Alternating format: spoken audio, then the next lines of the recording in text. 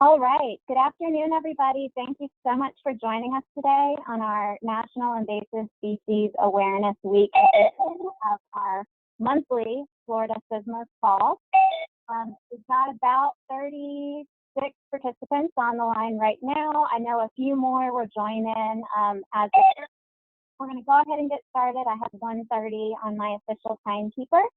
So we're going to go ahead and jump in today. And just so everyone is aware, your lines are muted as you come on. But you do have the capability to unmute yourself. Okay, so today's agenda, we have our primary presentation is a really important update on the issues surrounding glyphosate and the current events. There's a lot going on there. So we're joined by Dr. Stephen Enlow at the University of Florida, and they're just going to walk us through kind of the science behind the issue, and also how that dovetails with the current events and the news coming out about glyphosate and the impacts that has on natural resources and invasive species management. And then I want to give that presentation plenty of time. So once that wraps up, we're just going to have some updates on what's been going on with National Invasive Species Awareness Week in Florida and in the nation. I've got a few small updates, and then we will wrap up. So just really quick, especially since I think we had a lot of new people on the call, I just want to introduce you. So these calls are monthly. They're the fourth Wednesday of every month at 1:30. And they're hosted by the Florida Invasive Species Partnership, which is a statewide consortium of partners, all that have an impact or stake in invasive species management across the state. It's primarily government agencies and other nonprofit organizations that work in natural resources, but anyone who has involvement and needs to be plugged into what's going on with invasive species is a part of our group. We also act as an umbrella organization for the Florida Cooperative Invasive Species Management Areas, which this is statewide, so the CISMAs are regional, and they're an alliance of stakeholders set up to address invasive species management on a regional scale. Really one of our big efforts with both is to bridge those gaps in land management, because as we know, invasive species don't care whose land it is, whether it's public land or private land, and it's critical that we work across those borders to get a handle on Florida's biggest issues with invasive species. So they address prevention, early detection and rapid response, monitoring, management, and education. They're a great resource for everyone in their region. They can help you with invasive species identification. They're available to provide information and outreach, and they also do some on-the-ground management as capacity allows. So that's who we are. And with that, we're going to go ahead and jump into today's presentation. So just give me one moment while I turn over control to Dr. Stephen Enlow. And Dr. Enlow, just make sure you unmute yourself so we can hear you. Okay. Good afternoon, everyone. Can you hear me now? I can hear you. And so I've given you control. You may have to put your cursor on the screen and click, and then you should be able to advance the slide. Okay. All right. So I guess I have control now, and I will get started here. Okay. Sounds like we still have people coming in here, so my bell keeps ringing. Okay, here we go. Glyphosate. So it's all over the news. It's all over social media. It's everywhere around us in terms of people talking about glyphosate, people saying lots of kind of concerning things about glyphosate. And we use a lot of glyphosate within natural areas and aquatics. And these questions are coming up. Well, wait a minute. We've been told our whole careers that glyphosate is one of the safest herbicides. What's going on here? So what I want to do is kind of talk through some aspects. I cannot give you a complete ecotox talk on glyphosate. We just don't have time for that, and that's not the purpose. But what I hope to convey today is really give you a sense of what is going on, why it's happening, kind of where we're headed, and how you can better prepare yourself to deal with information you're running across regarding glyphosate. Okay? All right, so I think I can click, hopefully. There we go. Okay, this is something that we all know. What is glyphosate, right? It's the active ingredient in the world's most commonly used herbicide. We know it by the trade name Roundup, and it's been around a long time, since the early 1970s. Several formulations out there for use in crops, non-crop, and aquatic systems, and available everything from commercial use in large drums all the way to your very low concentration, ready to use formulations like you see here in this picture. Okay, so why so common? Why has it become the most commonly used herbicide on the planet? Well, we have to think back to the context of the development of glyphosate and how we got to where we are now. First and foremost, its characteristics over its lifespan since the early 70s have made it an extremely useful tool. So it is non-selective. So early on in its development, it was often utilized as a pre-plant herbicide in agronomic systems, as a burn down type herbicide in agronomics, as a non-selective non-crop treatment. And so it did have a range of uses, but as we got into the advent of GMO technology, that non-selectivity made it fantastic in terms of the Roundup Ready technology. And so a lot of conventional agriculture shifted over to utilizing a lot more Roundup within their Roundup Ready GMO crops. It's non-volatile. So you hear a lot about another agronomic herbicide these days called dicamba, which is getting a lot of media and press these days due to its issues with volatility and drift and non-target injury. Glyphosate is not volatilized, it does not have those problems, and that's always been a plus. Odor-wise, no odor to it, so it's not a stinky product. I know everyone on the call at some point has probably sprayed a herbicide formulation that they absolutely did not care for, completely based upon the smell. Non-staining. Now, why is that important? This goes back to some of the dinitroaniline herbicides that were utilized heavily within agriculture, and still are, but were basically developed as dyes, discovering they had herbicidal properties that stain really bad. So pendimethalin, or prowl, is one of those herbicides with a bright yellow stain to it. And when glyphosate came along, it didn't have that issue, and that was a positive. No soil carryover. This is from an agronomic perspective, in that folks could spray Roundup and not have to worry about what they planted back, and they could plant it very quickly. Within conventional agriculture, a number of herbicides that did have residual activity, you often had to come up with these very detailed plant back intervals associated with your cropping systems. That was not an issue for glyphosate. That was a good thing.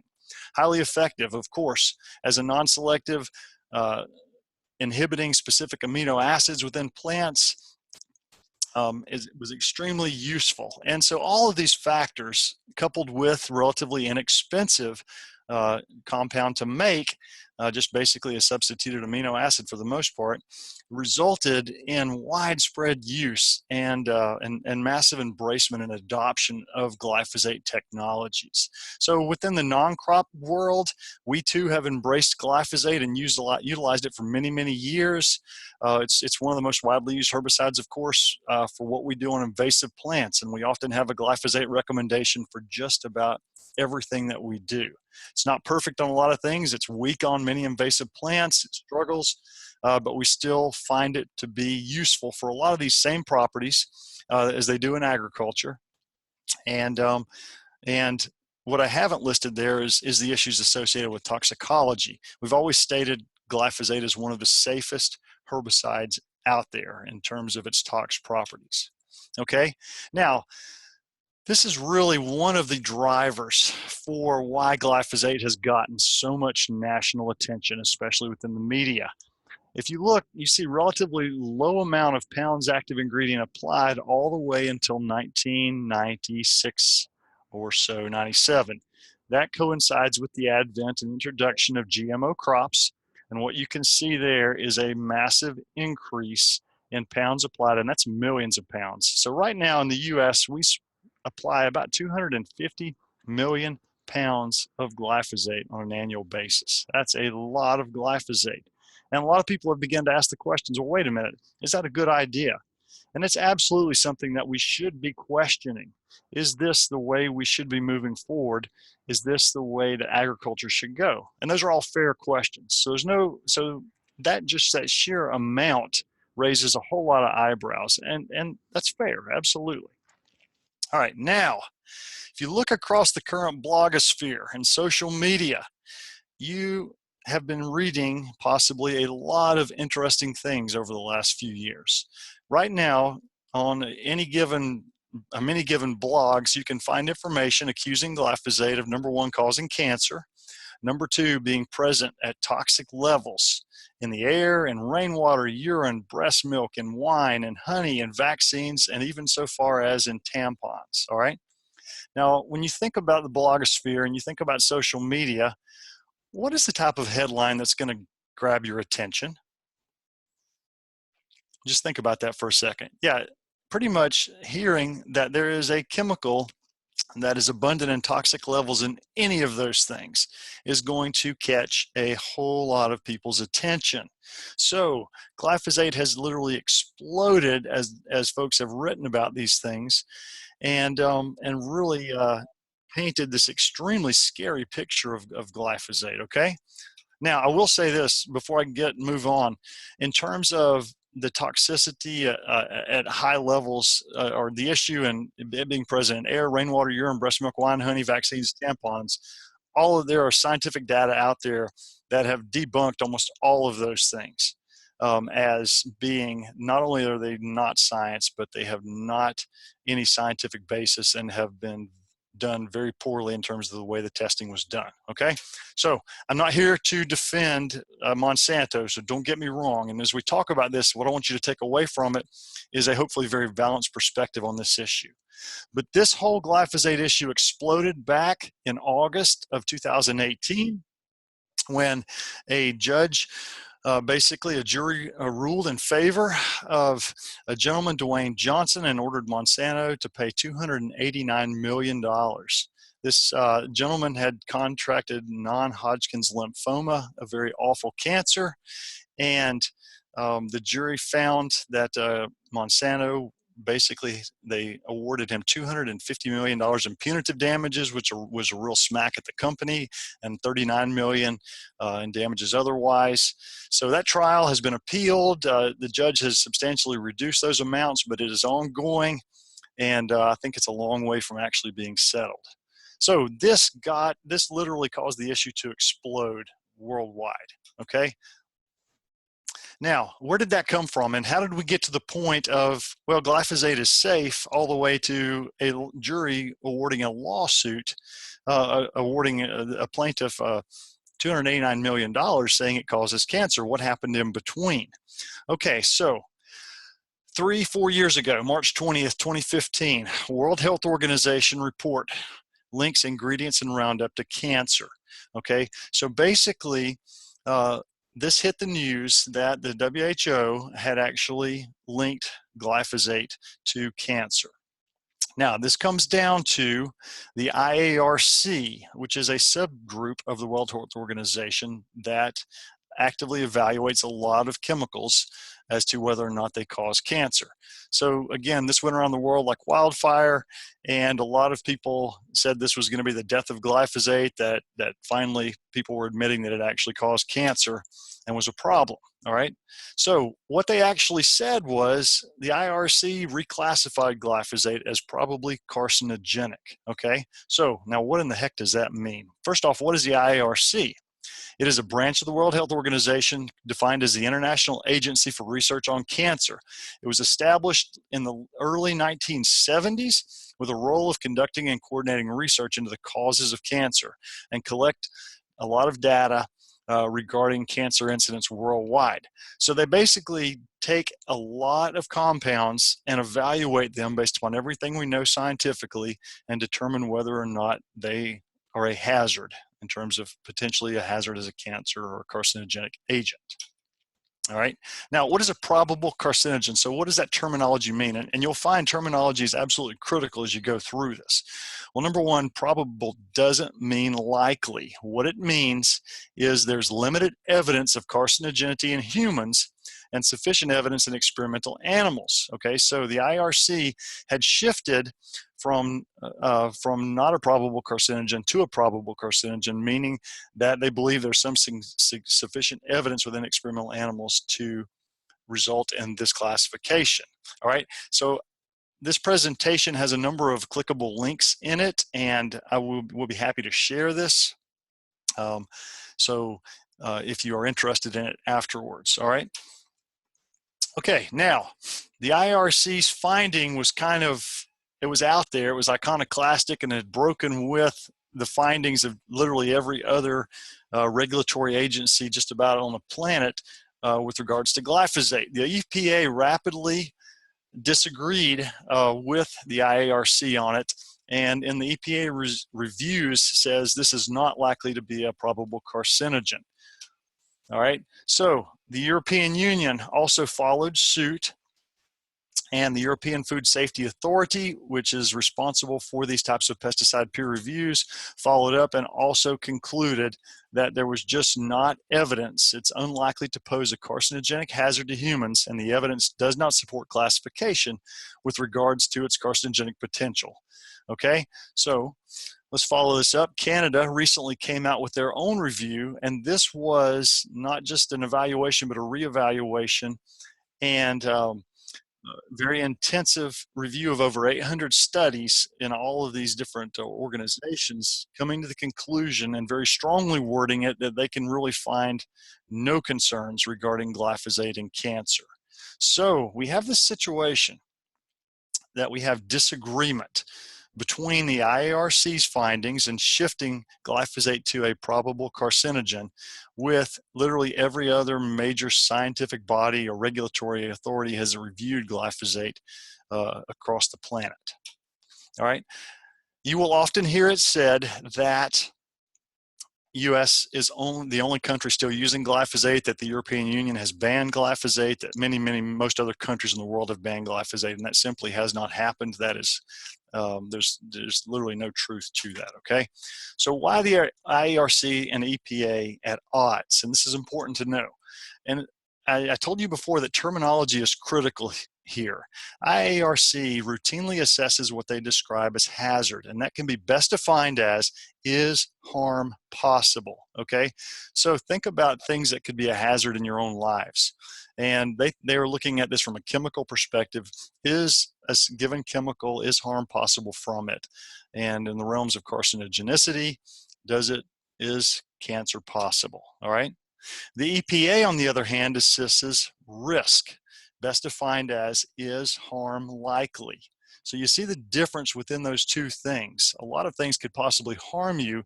How likely are some of those things to harm you? So the EPA is factoring in many more things into risk assessments to really lay out the likeliness of harm from a given thing, and in this case, glyphosate. So because they assess hazard, IARC has a very high hit rate. And when I say hit rate, a very high probability or high odds of actually determining things are carcinogenic. So they've been at this for 4 decades, and they're no slouches, okay? So I'm not busting on the IARC here at all. And they've assessed 989 substances and activities, all kinds of stuff, arsenic to hairdressing products. And they found literally out of all of those, only one that they could truly say would probably not be likely to cause cancer in humans. By the way, it's an ingredient found in nylon used in yoga pants and toothbrush bristles, okay?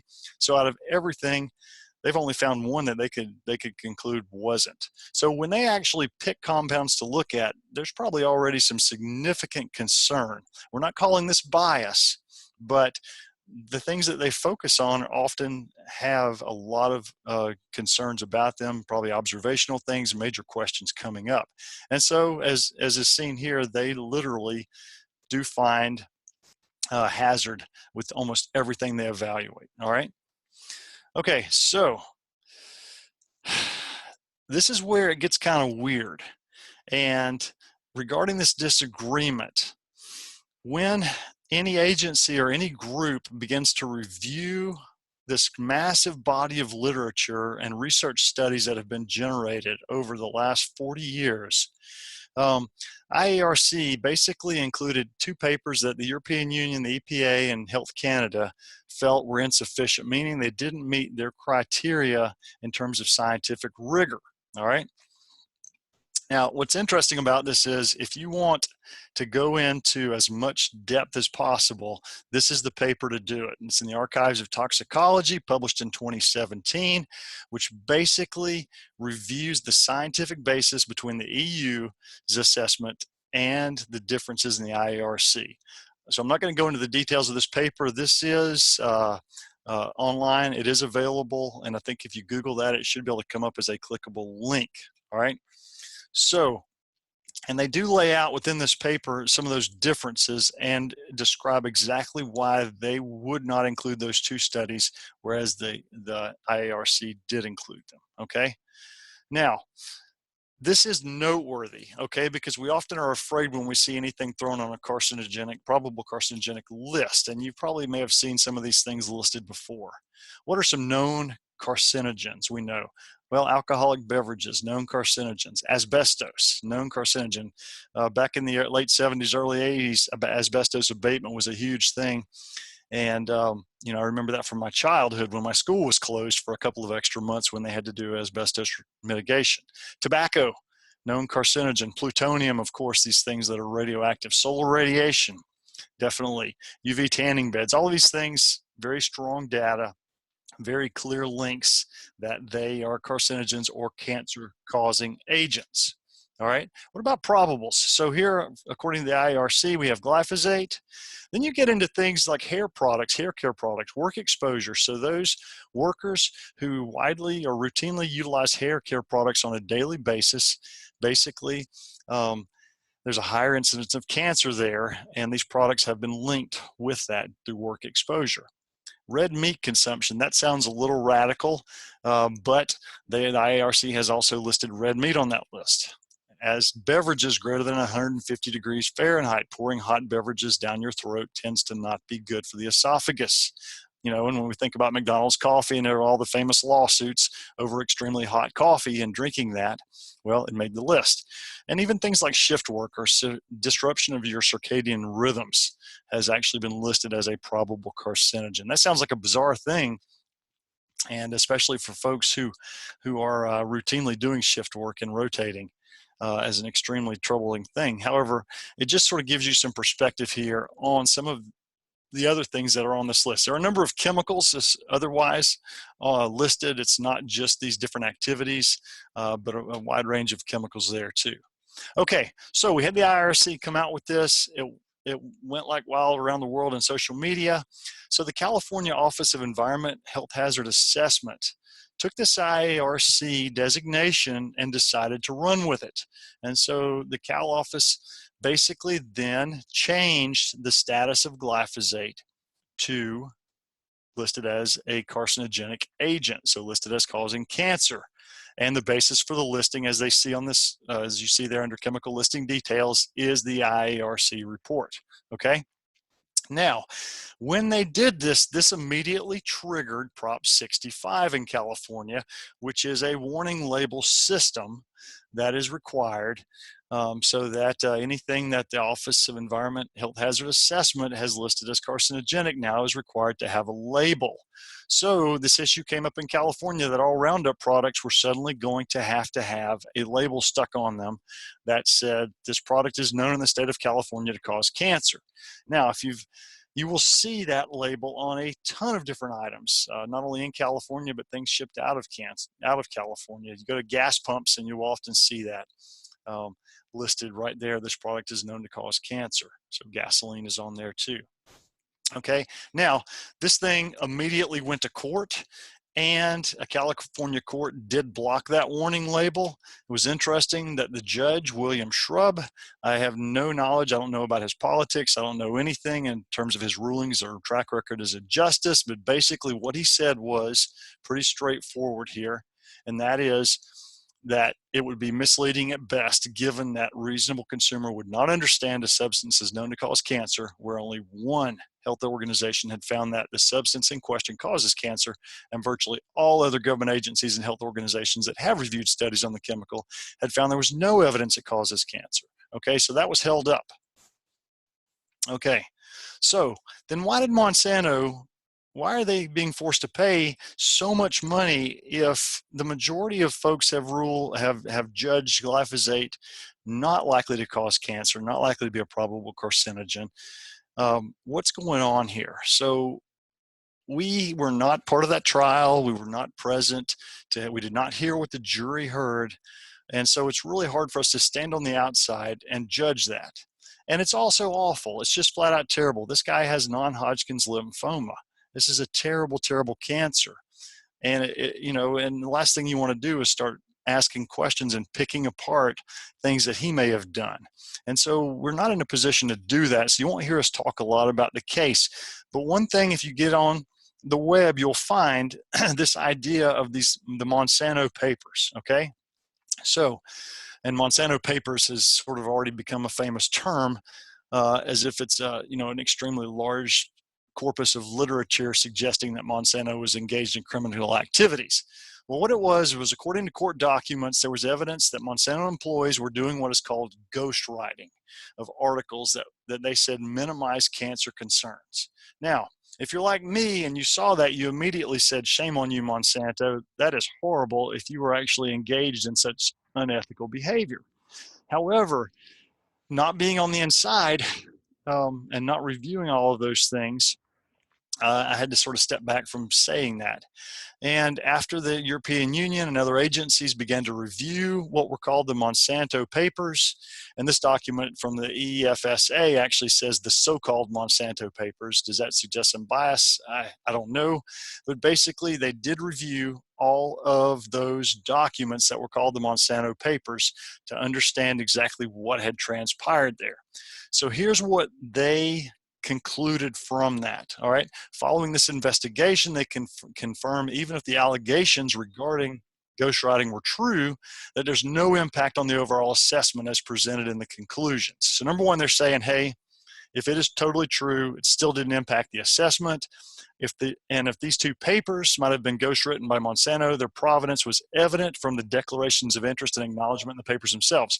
What that means is that they said they found Monsanto had actually declared that Monsanto had worked on those papers, so that they had contributed to them. So it's kind of strange, because here they're saying that, hey, Monsanto admitted to this from the get-go and there was nothing shady disclosed, even as the trial went down. So we don't know how that was presented to the jury, and we don't know how the jury received it. Clearly they received it negatively, though, if they awarded the jury if they awarded the plaintiff $250 million. So the bottom line here, that these review papers in question, there were two of them that out of over 700 scientific references in the area of mammalian toxicology considered. And they're saying that even whether those papers were important or not, they are irrelevant to the body of over 700 references that were assessed regarding that toxicology report. Okay, so the bottom line is we do not have complete agreement among all people and among all bodies. You might argue, you could even use the term that we generally have consensus that glyphosate does not cause cancer, and that the IARC is the only organization who has shifted that. And so bottom line is, nobody beyond the IARC has really, in any formal reviews, looked at or brought data to the table that says or is indicative that glyphosate is carcinogenic. All right. So when you are getting things on social media, when you're reviewing things, when stuff comes across your desk in email, here's some things to look out for. Catchy headlines, number one. Okay. In the media, this is what we do. We want to attract hits to our websites. We want to do this and that and get attention. We use catchy headlines to do it. If they have shock value, even better. We seem to become a world that is now desensitized to things, and we seem to require shock value to even get our attention on things. So declarations of glyphosate being toxic and causing cancer are two of those things that really give you shock value. When you read blogs that provide absolutes saying this study definitively proves something, this proves glyphosate causes cancer, this proves this proves that, that should be a red flag in your book. And understanding the scientific process will very quickly demonstrate to you that science really is not, the scientific method is not designed to prove things, that we make observations, we ask questions, we generate hypothesis that then we can test utilizing rigorous studies. And then we grind out statistics on those. And at the end of those, we're able to say that despite us setting up a study to test whether there's a difference, that we cannot show there was a difference. Okay, so it's not proving things as much as we're finding that there are or are not differences based upon a statistical probability. That is a long way from proof. Now, a body of literature and science is composed of many studies. And so we have this kind of corpus of literature, over 700 to 800 studies that are suggesting that glyphosate is not going to be carcinogenic and not cause those types of problems. So when a single study comes along that suggests glyphosate causes cancer, well, of course, it's a catchy headline with shock value, and the media sells it as the absolute. This is the smoking gun. This is the one that proves glyphosate causes cancer. But when you take that approach, you're literally ignoring decades and decades of very solid research that has found otherwise. Now, what if a dozen studies come out that have very strong links to cancer? What if 20? What if 2 dozen? What if 50 studies come out? How many will it take to begin to move the needle on this issue of glyphosate and carcinogenicity? Well, I will say it probably won't take very many to do that if it is based upon extremely rigorous science. But in general, we are still working within the context of a very wide body of literature on this. And every time a new study comes out that you see those shock value headlines, what you don't see is oftentimes the rebuttals to those studies where they undergo additional peer review that sort of pick them apart, laying out numerous questions related to their experimental design, the type, the quality and quantity of data that is collected, and exactly how strong the statistics are in determining whether or not there was some measurable effect that was truly statistically relevant to the population. Okay, so that is critical in terms of your assessment of things that come across your desk. Sales pitches, you will find many websites that they are trying to sell you a product, and they do so by telling you how bad something else is, and glyphosate has fallen into that category repeatedly. Fear-mongering, of course, and finally, character assassination. And this one I want to stress very strongly. You're not going to hear me throw IARC under the bus. You're not going to hear me criticize and attack personally scientists who are finding that glyphosate, that they may have done studies to find some kind of problems. When you see character assassination as a significant component of a blog post regarding any type of researcher on anything, I would strongly question where that is coming from. I think there could be a lot of bias associated with it, and I would really limit my intake of information from sites that are assassinating the opposition. All right, this is a great example of one of those shock headlines, and you guys may have just seen this that just came out a couple of weeks ago, and that is that the common weed killer glyphosate increases cancer risk by 41%, study says. This was the CNN headline. This was a very interesting work that was done. That was a very complicated meta-analysis that pulled together a case study, several case studies, and a large cohort study that basically showed an increase in non-Hodgkin's lymphoma. Now, when we have extremely low numbers, say 20 in 100,000 people, say if that's the risk of non-Hodgkin's lymphoma, and their study demonstrated that 8 additional people got non-Hodgkin's lymphoma and they attributed it to glyphosate, okay? So instead of, say, 20 in 100,000, now it was 28 in 100,000. Well, this is where percentages can often be very misleading. And that 20 to 28 resulted in what they said was a 41% increase in cancer risk. Holy cow. So when you read that headline, what does that make you feel? That, to me, that's like saying that, wow, there's a 41% increased chance that I'm going to get glyphosate, or 41% of the population could get cancer, or something like that. So it's sort of, there's a fear factor associated with throwing out large percentages like that. So what you won't see are the rebuttals to this study and the lengthy discussions that a number of researchers worldwide have now presented, sort of beginning to sort of pick apart and question and look at the methodology the researchers used and begin to ask questions about why they did certain things they did within the analysis. And so, again, I'm not refuting that meta-analysis. It was not a new study. It was just an examination of previous studies. But there is ongoing discussion about that study that you are not getting from a lot of your mainstream media sources. So basically, this is information that's going into the echo chamber of folks who are already extremely concerned about glyphosate. However, there's a whole lot of good dialogue that's going on outside of that echo chamber, sort of picking apart and questioning and trying to make the science better regarding meta-analysis of multiple studies. All right.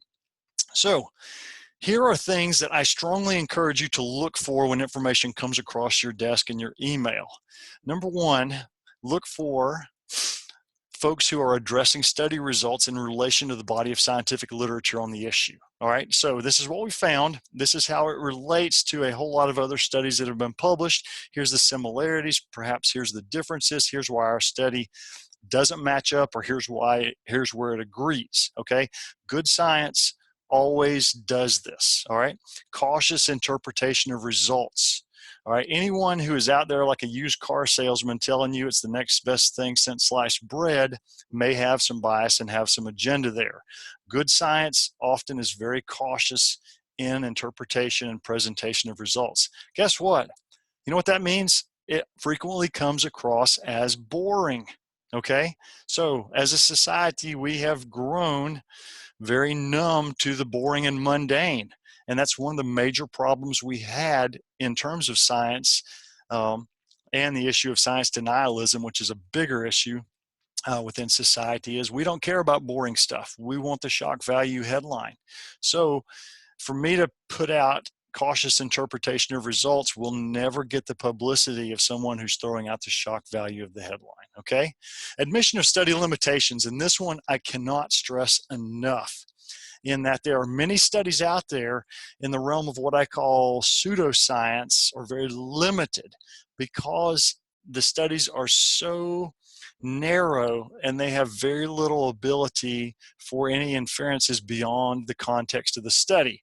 For example, take glyphosate.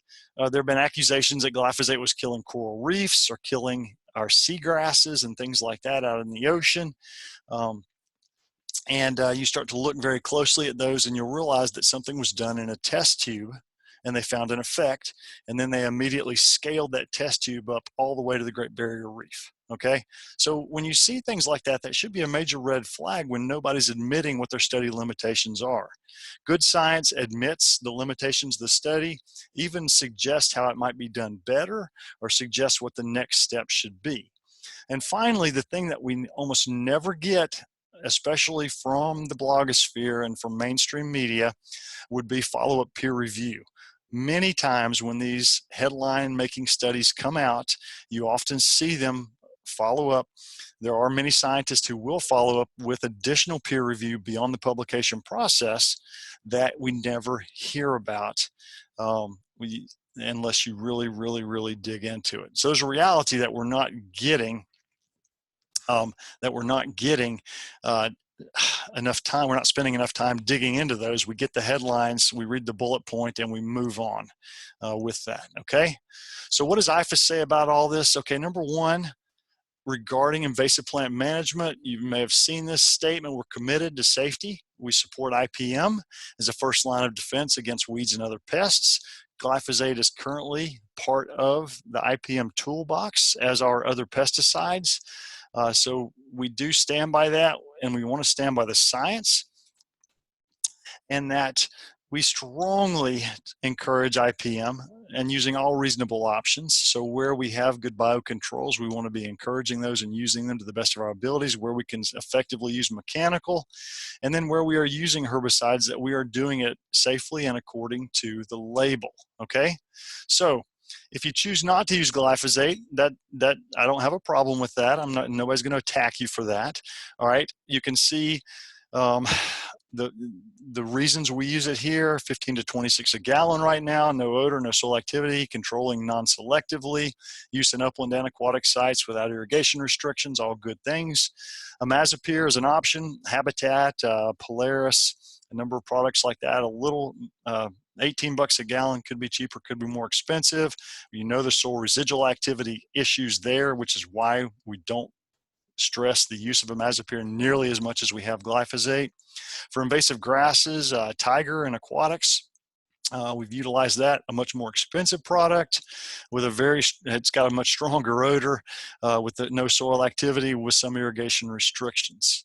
You know, triclopyr is for woody, for broadleaf vegetation. We now have 4 formulations of it.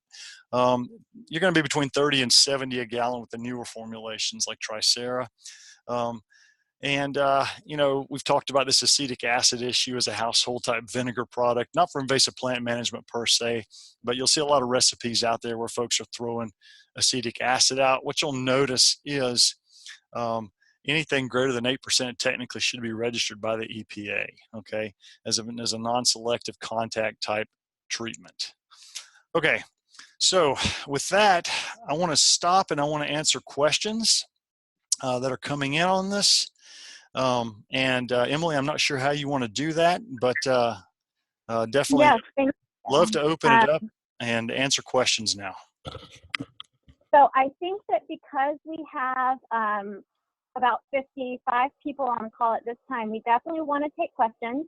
If you have a question, type it into the chat box, and we'll go through them. So we do have one question, and if you can't find the chat box and you want to chime in, remember that you're muted. You can unmute your line at the end. So we'll go through the text box questions, or the chat box questions first. So the first question we have is from Anissa Karim, and she asks, can you address the alleged link between the use of glyphosate and the increase in cyanobacteria in freshwater areas? I've been getting a lot of questions about that from locals in Southwest Florida. Okay, all right, let's just talk through this issue for a minute. Very good question, understand this. Okay, so there have been observations of folks who have done aquatic plant herbicide treatments or glyphosate treatments for control of specific freshwater species. It may be floating mats of water hyacinth, or it may be cattail type treatments, and then they have seen cyanobacteria outbreaks following herbicide treatments. And the question came up, were those two things linked together? Right? Okay, so I think that's kind of the gist of the question there. Okay, so what happens when we treat large rafts of floating vegetation or very extremely large stands of cattails? Is there, what could happen? So we burn down, we control all that vegetation, it drops into the water column, and there is a significant number of nutrients associated in that vegetation, nitrogen, phosphorus, and other things that over time could be released into the water column that could result in the proliferation of blooms of algae. So some things that you have to take into consideration on that would definitely be the size of the area treated and the amount of material treated that's sinking down, the quantity of nutrients released, you know, from a given raft of vegetation or a given stand of cattails, compared to the status of the trophic status of the system in general. In other words, are you moving the needle on nitrogen and phosphorus levels when you do vegetation control? When we typically do maintenance control, we're treating relatively small areas on larger bodies of water and treating small amounts of vegetation to that is going to result in minimal, and limited nutrient releases from those. If we're doing rescue or emergency treatments of extremely large areas of dense vegetation or dense rafts of water hyacinth, and there's a good chance that you're going to release a significant amount of nutrients that you could likely see a bloom popping up from. Now, I want to be very careful because, again, I'm not the phycologist here, but there certainly seems like there could be some issues there. It's yet another reason why we have moved to the concept of maintenance control for a lot of aquatic vegetation management. After this is over, I'm going to send Emily a couple of links to some of our phycologists here at UF who have some fantastic blogs and do address a lot of the algae issues that we've been having over the last few years. So I want to share those with everybody. And again, I'm not the expert on those, but they provide a tremendous amount of information and provide a lot of really good context for all of the factors that are coming into play with the bloom problems that we have been struggling with here in Florida for the last few years. Okay, I can't say that I'm providing you the direct scientific link there, but I've kind of talked it through, and we'll get you some more information here as soon as the call is over. Okay, next question. Thank you, Dr. Enlow. And sure. So for everyone, just so you know, whatever follow-up information that is sent to me, I will send out a follow-up email on the CISMA listserv. So if you're on that, you will receive it. I'll also post it.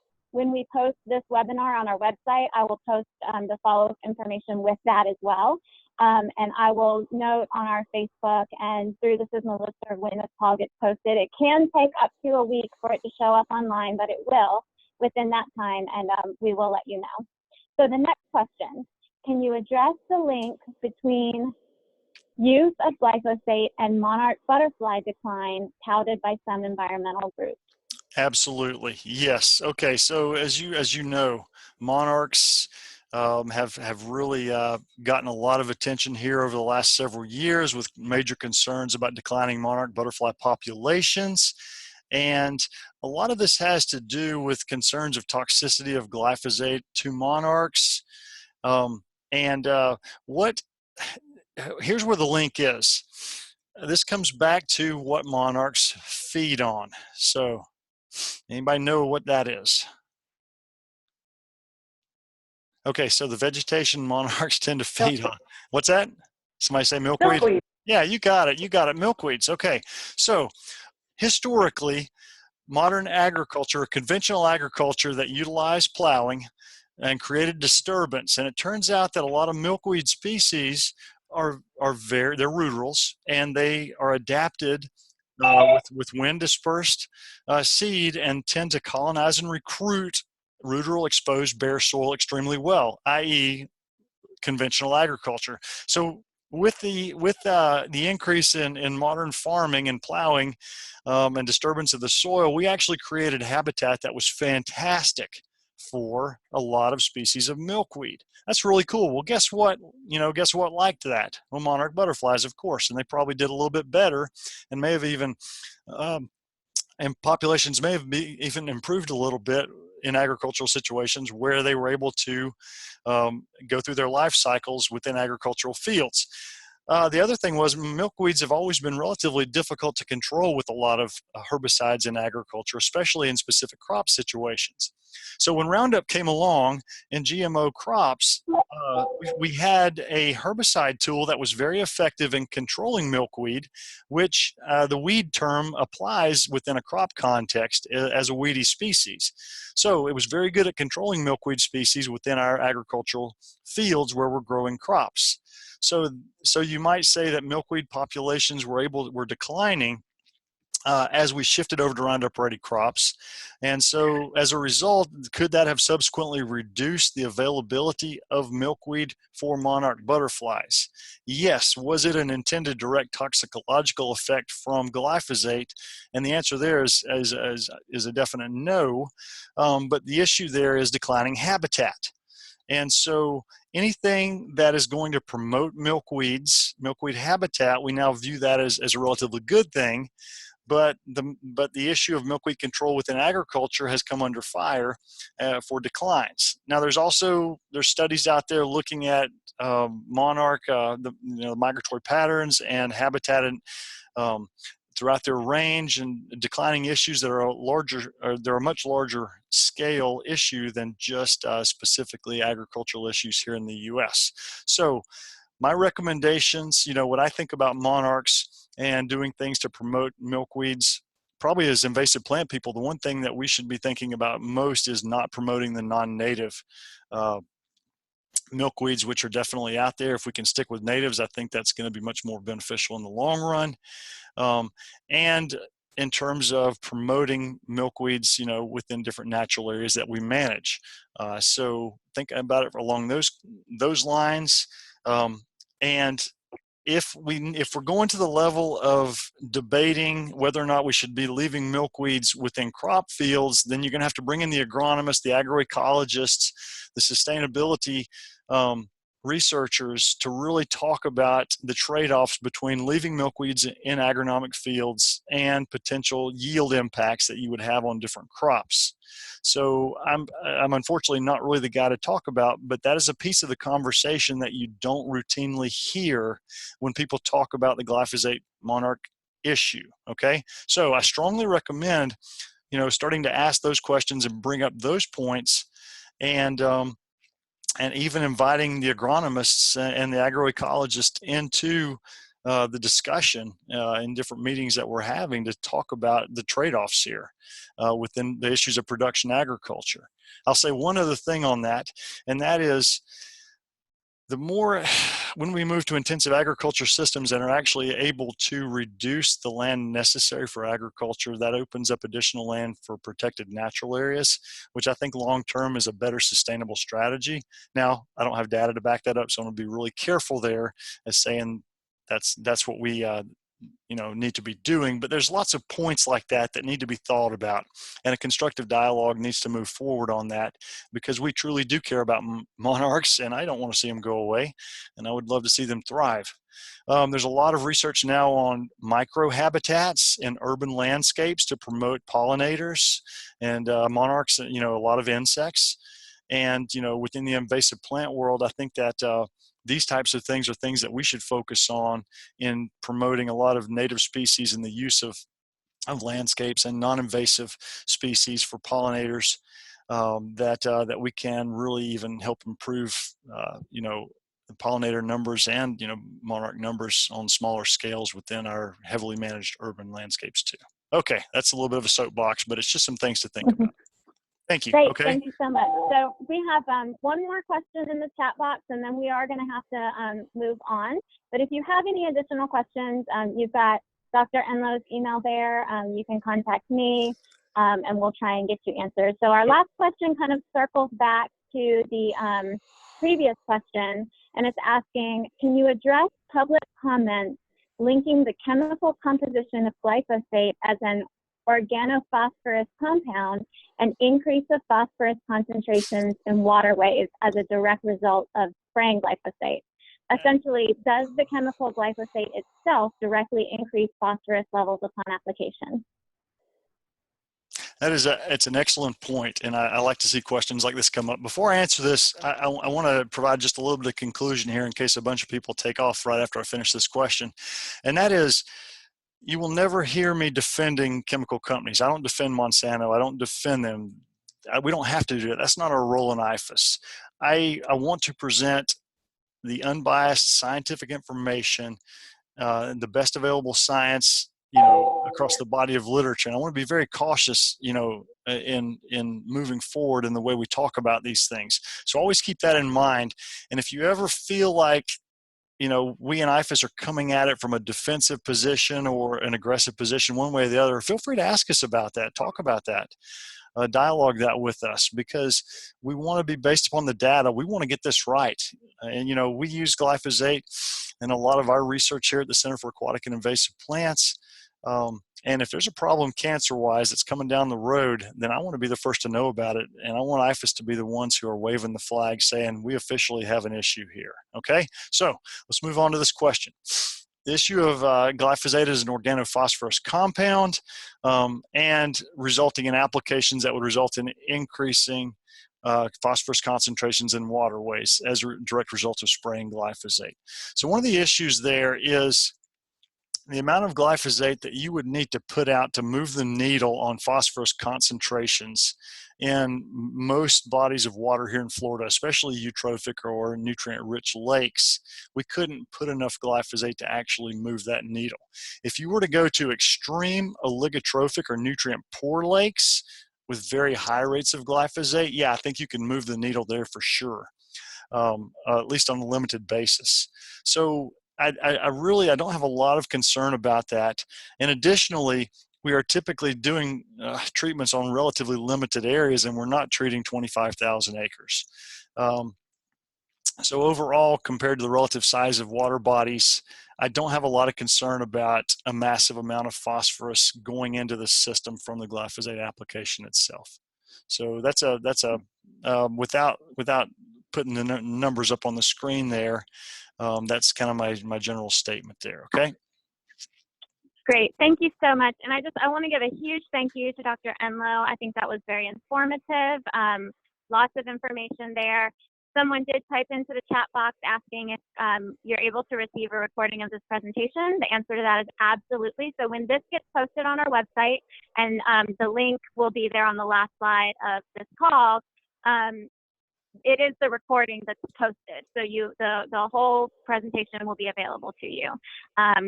So really quick, moving along, I just want to go through a few updates on what's going on with National Invasive Species Awareness Week in Florida. Hopefully you have seen emails and social media posts about this effort. If you want to keep up with what's going on throughout the week, and just a lot of organizations are putting out great information this week to kind of, just be getting that message out there. So please follow us on Facebook at floridainvasives.org. We also are on Instagram now, so it's new. We only have a few posts there, but we're posting a lot about what's going on this week. And then the main place to go, though, is our website, floridainvasives.org. And I believe the link that's here, yeah, it goes straight to the NISAW page. But if you just go to floridainvasives.org, there's a banner across the top that says click here for NISAW. And what you can see here on the side is a map of all the different events going on across the state throughout the week. And that map on the website is interactive. So you can click on those icons and they'll tell you when, where, and what's going on. So what's happened so far and what do we have to come? These are just a few highlights of what's already happened this week. We've had 8 weed pull, weed wrangle events so far. We've had 2 workshops. Both of those were yesterday. One was the big scrub CISMA in kind of north central Florida area, very well attended. And the other was Southwest Florida's annual invasive species symposium. Also, as you can see there, a big success. And then we've had 3 webinars, including today's. Still to come, there's 2 more webinars. These are the National Invasive Species Awareness Week campaign webinars, and I'll show you those in just a moment.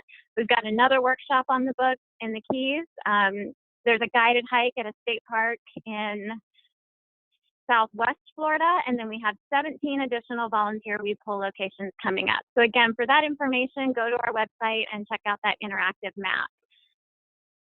Here is a list of the webinars that I was just referencing. So today, actually, right after this one, the national webinar series will be featuring Dr. Enlow's colleague, Dr. Farrell, who's going to give a presentation on glyphosate as well. And then tomorrow they'll be talking about Play Clean Go, which is a great public awareness campaign for invasive species. And for all the information and how you can join those webinars, you can go to www.nisaw.org. And there you'll see a map of the entire nation and all the events going on across the country. Let's see. So I just have 2 quick reminders for folks in the CISMA world. Hopefully you got the announcement about our 2019 CISMA Workshop. As you know, every year in association with the FLEPC conference, we host our CISMA Workshop. This is the one time a year we try to get together with folks from across the state and the CISMA network and talk about some major issues that we have going on and how we can move the needle forward. So we definitely hope you can join us. It'll be Wednesday, March 27th at 8:30. You can see the agenda there. We're really focusing on continuing that work with bridging the gap with private lands. And then for full conference information, you have the link right there. You can go to flepc.org. And I just wanted to note, because I put out a lot about the CISMA workshop in association with the FLEPC conference, I'm also getting a lot of general questions about the conference, which is fine. I'm happy to try to send your question to somebody who can answer it. But a better contact for questions about the SLEPC conference overall is Amy Cooper. She works directly with coordinating that conference. I really am only coordinating the CISMA portion of it. Again, if my contact is what you've got, feel free to reach out. But if you're looking for something on the SLEPC conference on a bigger scale, she's a better contact than I am. And then just a quick note for those CISMA folks who would like to attend the CISMA workshop but aren't planning to attend the rest of the conference. When you go to register, if you're not registering for the entire conference, we do still need some registration because SLEPC is hosting us. They're hosting a space at the conference center as well as a break with refreshments provided. So we're asking that you do register under the student option if you're only planning to attend the CISMA workshop portion of this event. Lastly, here's our call schedule for the next couple of months. We do not have a call in March. We will be at the SLEPC conference. In April, we will be discussing, we'll have leaders of the Play Clean Go public awareness campaign, and they're going to share with us how we can do more with this effort here in Florida. There's been a lot done, I think, more in the Midwest area with this effort. So we want to get more involved with them. And then we'll have our usual CISMA update. And then in May, we're going to have an update from FWC on the tegu populations in Florida and South and Central Florida. Okay, we're going to move on. So here, just to let you know, we do this every month, as I mentioned at the beginning. We do not have calls in November and December because of the holidays, and past calls are all available online at this link you see here. Again, this call will be there, the presentation and all, and I will include with that link any additional resources provided by Dr. Enlow. Please know it does sometimes take about a week for the calls to be up. So check back next week and it should definitely be there. And I'll try and notify you guys as well. I will also send out a follow-up today or tomorrow with any additional resources that Dr. Enlow sends, and I'll send that to the CISMA listserv. If you're not on that or you have additional questions, you can always email me at ecbell@ufl.edu. So that's all we have today. Thank you so much, everyone, for joining us, and we look forward to talking with you next month.